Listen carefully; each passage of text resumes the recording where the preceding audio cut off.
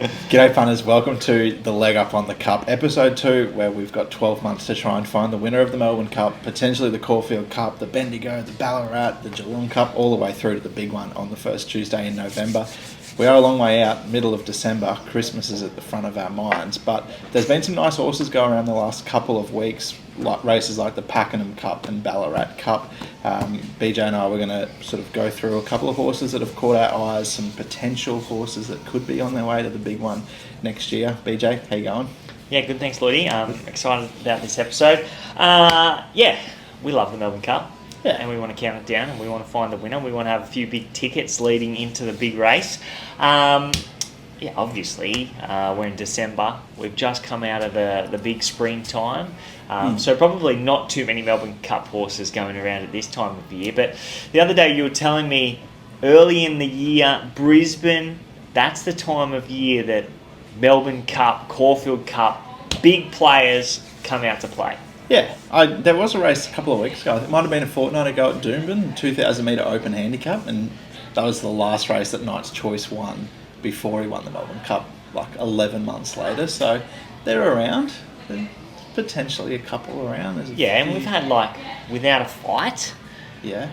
Is that Q20? No, that's middle of the year, isn't it? Year. Oh, okay. Yeah. So but wrong Queensland Carnival. Yeah, but hey, Queensland, that's where Queensland form is the way to go. There we go. Well, Walsh Bay this weekend is going around. Walsh Bay, yeah. She's won 6 in a row, and I think the Chris and Corey Muntz stable, they're saying Caulfield Cup for her, so she goes around. I think is it the shootout this weekend, or maybe it's just an open handicap, and the shootout's a couple of weeks away, but yeah, she's one that could be Caulfield Cup bound in the spring. Yeah, I don't know. I didn't know much about it, but I came across her. I don't know why I came across her this morning. But yeah, she's won 6 in a row. 1, 2, 3, 4, 5, 6 in a row. Not easy to win 6 in a row.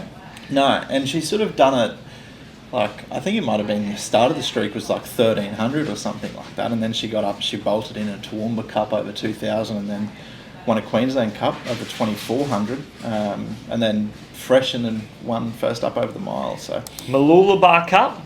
Yeah, I'm going to Mooloolaba this weekend. Oh yeah, yeah, that's where I'm spending Christmas, so it's going to be fun. I'm just having a look through her form now, but she beat So You Are. Yeah, he went down and ran in a Moonee Valley Gold Cup. Yeah, so he ran in a Newcastle Cup as well, and yep. Was beaten 2 lengths by Soul of Spain, so that's Metropolitan form, Sydney Cup form. Yeah, it all lines up. Yeah, he's running a Queen Elizabeth, as you said. Moonee Valley Cup. He ran 11th out of 11 and 11 out of 12. Yeah. I thought they ran him in a derby early days, but no, they didn't. Maybe they were eyeing off the Queensland Derby or something like that, off that Queensland, that Doomben second over 2,200 metres, 12th of April. That would have been 12th of April. Yeah, so they were an emergency. So they were an emergency in the ATC Derby that day, I think, or the Saturday before. They missed a run, so they ran in that race in Brisbane. And then I don't know, did he have another run after that, or no?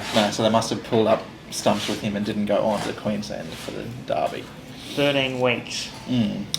Yeah, well, I'll be interested to see how she goes on the weekend. But, to win 6 races and sort of culminate with a couple of cup wins, a black tie win and then a cup win, it's a good effort. It is a good effort. And this is the first, that was the first time they ever got her out over a trip too. So. And she's won, I think, I had her up before, but has she won 9 of 14? Something like that, yeah. It's a good effort. It is, yeah. Nice little lightly raised. 9 of 16. 9 of 16, there you go. It could be 10 of 17. You'd like to own her. You would. 470k. 4-year-old mare. Lots of upside. Residual value. A lot of fun. Yeah. So before we get stuck into it, just having a quick look at the Melbourne Cup market. Half yours, last year's winner, $10 favourite. Then you've got sort of 2 horses that are unlikely to come, El Rifa and Calandigan at $15. Presage Nocturne started favourite in the Cup in 2025 on that $15 line. So Delius, I would say, unlikely. Strictly Business, the Oaks winner, she's $15. Valiant King, he started sort of $9, $10. He's around that $15 mark as well. Then you got horses like Absurd, Buckaroo, Aliana, Deacon, Gilded Water, all around that $26 line. So is there anything, BJ, that you've sort of spotted over the last, I suppose, 4 weeks, 5-6 weeks since the Melbourne Cup that you could entertain early? Not really. So the horses we're going to touch on today is potentially Skipper's Canyon, Different Gravy, and She's a Hustler. I'm just trying to find them in the market, but Different Gravy, he's 101 into $51, and then She's a Hustler, she's $34. Yep. And is Skipper's Canyon in the market? 100 to 1. 100 to 1. Yep. Okay. Well, interesting. He's not even in the sports bet market, but no, I tried to get him in, and they knocked it back. But what do they say? They just said we're not adding him at this time, but he's in Tab, he's in Ladbrokes. So. Okay, 100 to 1. That's fair enough. The market really liked him on the weekend. Yeah. He's started a favourite. He did, yeah. He's one. And he began okay. He did. Which was the question mark. That was the big worry with him, because he's bombed the start in pretty much every other one of his runs. But he's one that I could give a little push for, to have something at 100 to 1 this far out. Skipper's Canyon. Bing, bing. Bing, bing. 100 to 1. We've got a bet. Got a bet. We've got a bet. We've got one of our first bets. Yeah. I just think, like, he's only had 5 starts for Philip Stokes. Philip Stokes has got a decent record in Cups. He hasn't won one, but a horse like Deshaun Sweet Jr. ran 5th a couple of years ago. He got Deacon qualified. But, in 5 Australian starts, this bloke, he's won 2. He's run second in another one, and then sort of been 2 big runs. And that Pakenham Cup run, like you said, he was just backed almost as if unbeatable. Like $26 they went up Monday on the all-in market. I think went up $4.55 on Wednesday when the field came out, and then he started $2.70. And he was a bit of a victim of circumstance too. He got shuffled all the way back to last on the corner, which I suppose is where people expected him to be. But after he jumped well, he landed in a pretty nice position, and then just didn't get every chance. But I thought he worked home well enough from where he was in that tricky spot. So he's a horse that's only going to improve next preparation, I would have thought. And those, not that I really like them as a form reference for the Melbourne Cup, those like Roy Higgins and whatnot, like earlier in the year, where you can qualify and get that golden ticket, because there's just never been anything go on and win the Melbourne Cup after qualifying early. But a horse like him that's only lightly raced and still on the up, like, it wouldn't shock me if he won a Roy Higgins or like an Andrew Ramsden or something like that, and booked himself a berth in the Cup. So 100 to 1. Like, and he's got the breeding on his side. He's by Bilardo, and the Dam's Sire is by Sadler's Wells. So plenty of pedigree on his side to suggest that he'll run 3,200 on his ear. Okay, well, fair enough. He's going to have to come a long way in 12 months, I'll tell you what, because he does plenty wrong. But he does have good ability, and he can make a long sustained run, which he's going to have to do to win a Melbourne Cup. I wish I had a back She's a Hustler at that $51 in the Caulfield Cup prior to her winning last start, but I think 20 to 1 about her is a pretty good play. Yeah. I think she's a very progressive mare. Like, if you have a look at what she's done to date, she's had 10 starts, she's won 6 of those. She's never finished further back than second. So 10 starts, 6 wins, 4 placings. This preparation, she's put up a big win at Flemington in a 78. Then she went to Group 3 company and she won again. And then she went to Flemington on that heavy track, rode the speed, was good closing late. And then last start over 2,400 metres, the first time getting to 2,400 metres of her career. She's run it out strong. She produced the best last 200 metres of the race. She's sat on a very fast tempo. She's done it at weight for age. She's carried 57 kilos here. I think it was a terrific win. Like, she's beat a really good weight for age 1.25 mile horse in light infantry man. 2-time Group 1 at weight for age. Very good horse. Yeah. He set up the speed for her, but she did it. Etna Rossa he's a sort of, I was tipping him to win a Metropolitan. Yeah. So that's good enough form. Kovalika, we were tipping him to win a Melbourne Cup. 12 months ago. Al Kance, she was an early favourite to win a Sydney Cup. Yeah. Interpretation, he's run well in a couple of Melbourne Cups. So they're the sort of horses that are in behind her, and she's done that at weight for age. So she's just going to have to be placed perfectly into that Caulfield Cup, and she will be by Graham Begg. So, well, I listened to a thing with Graham Begg, and so Queensland is what they're talking about with her. So, yeah, your Hollandales Doomben Cup Q22 on the way to the Melbourne Cup. So I think that Queensland Carnival is just going to go from strength to strength, because the last, what has it been, is it the last three? So without a fight, Knight's Choice, Half Yours, the last three winners of the Cup, and they've all come through that Brisbane winter. So I know like Half Yours is going to use it again. She's a Hustler's going there. So yeah, that'll be exciting. But importantly, like, they're all weight for age races. So she's going to be well in those sort of races. And yeah. Well, Aliana's probably going to the Caulfield Cup, and she's favourite. Yeah. She was one that we mentioned on the first episode. We said she was a little bit of value. Yeah, she was 100-1 in the Melbourne Cup with Ladbrokes. I never had anything. She's like $15 now. Yeah. Well, that was a mistake. Yeah. We should be sitting on it to get her. We should be sitting on it. Hopefully, maybe that's why the price went off. Some of the punters have listened to. Hopefully, it was.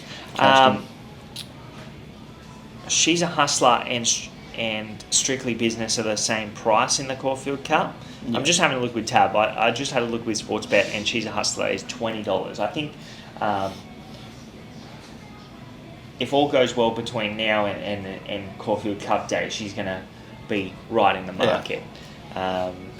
So I think $20 about her, given the fact that they're going to have their eyes on that race from a long way out. She's going to be right in the market on the day. Aliana, if she's there, she's potentially going to start favourite. Half Yours doesn't go there. Autumn Boy doesn't go there. Observer doesn't go there. Sir Delius doesn't go there. Strictly Business, she's going to have to go to a different level, like open grade. Yeah. Like She's a Hustler's already been there and beaten up on horses at weight for age, which is a different kettle of fish to beating up on an Oaks field, even though she's sort of done that in her second preparation.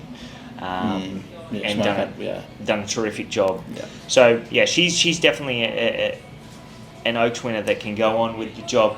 Different gravy. He won on the same day as She's a Hustler, and he looks like a horse that has a lot of upside.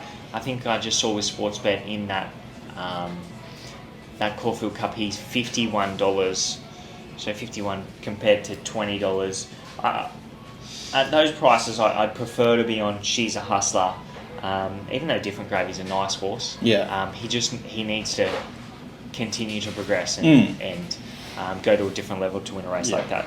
They're talking Queensland Derby with him, which I think that's the right sort of aim to have. I don't know, the last few years, like Queensland Derby winners sort of going on into the spring, like Warmonger, he had an injury, so you can sort of forgive him. I don't remember what won the Derby. Warmonger might have been an early favourite for the Caulfield Cup. Yeah, I think he was, yeah. Mason Louis won it this year and didn't really go on with it. He looked good early in his spring. And Kovalika the year before that, and he sort of wasn't placed to win races in his 4-year-old season. Like, they targeted Epsoms and Golden Eagles with him when he should have been getting out over that trip that he bolted in a Derby. But yeah, like, you know, so it's not like it's impossible for horses to win a Queensland Derby and go on with the job in the spring. He certainly looks like he's got plenty of upside, and he's made a mess of his rivals the last two. Different Gravy. He's a good horse. He is, yeah. He's a good horse, but yeah, so she. So, I think we've got two bets today. Yeah. So I'm going to back She's a Hustler, $20 in the Caulfield Cup. Yep. And you're going to back Skipper's Canyon at 100-1 in the Melbourne Cup. Yeah. So that's where we are. Hopefully, probably I doubt much has unfolded by the time we do episode 3, sometime in January, probably late January. We'll get to talk about Walsh Bay. We'll get to talk about Walsh Bay. We'll get to see what she does. We will have seen the Magic Millions Carnival. Yeah, the Magic Millions Sub-Zero, potentially something. Something will emerge. You never know. You never know your luck. We're waiting for the one to win at the provincials. Just win maybe a mile race by 8 lengths. Yeah. We get them put in the market, 100, 150 to 1. Yeah. We'll just chip away. Yep. Chip away. Yeah. We should have a look and see what half yours was doing this time last year. It was probably, I think he won a race at Coleraine or Casterton or something like that. Yeah, I'll get him up. So maybe we need to be looking. Half yours, yeah, that's what I'm saying. We need to find the one at the provincials. Path. Okay, so September 24, he ran 7th at Sandown Hillside in a benchmark 70 over 1,800 metres. So that's the sort of form we're looking for. And on the 1st of August 24, he won a benchmark 64 at Cranbourne, coming from the back by 6 lengths. He started 290. And then we didn't see him again until March. Yeah. Hillside, benchmark 64. Okay. Yeah, so we're looking for those progressive horses with the breeding on their side, and you never know. You never know, Blake. Well, I'll tell you what, it'll be a good effort to find a benchmark 64 winner that goes on to win a Melbourne Cup. But that's what we're trying. Preparation. Yeah, that's what we're trying. That's it from us punters. Enjoy your Christmas. Hopefully it's a good one. Good New Year's, good Magic Millions Carnival, and we'll be back with episode 3 at the back end of January. Imagine what you could be buying instead. For free and confidential support, call the number on the screen or visit the website.